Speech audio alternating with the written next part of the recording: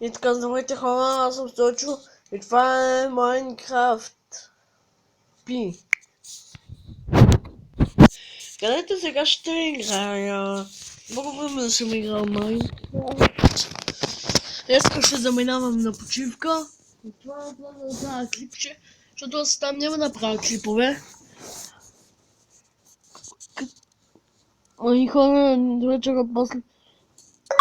До вечера, когато сме тръгнали, мога да ви направя едно клипче. И така хора, това сега почваме да играем. И хора, ако ви хареса този клип, може да си стеглите ми Майнкрафт.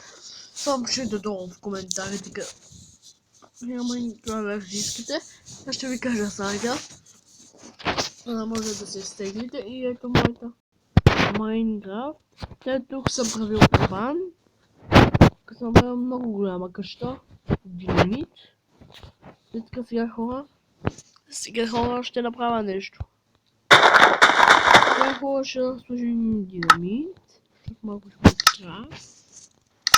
И хора, къде ето тук ми е динамита.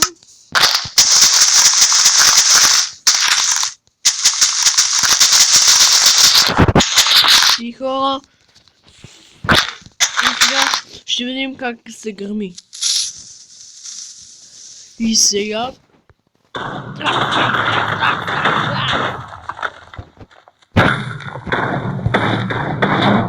и хора, това беше много велико. И това беше от мен. Надявам се да ви хареса този клип. Крайне довиждане. Пишете само в коментарите. Ако ви хареса клипа, ще ви долу в коментарите коя версия искате на Майнкрафт. И ще ви... Натискате, ако искате да вървите по-бързо, натискате го два пъти. Два пъти го натискате. И не го оставяте. И така се вървите по-бързо. Хайде да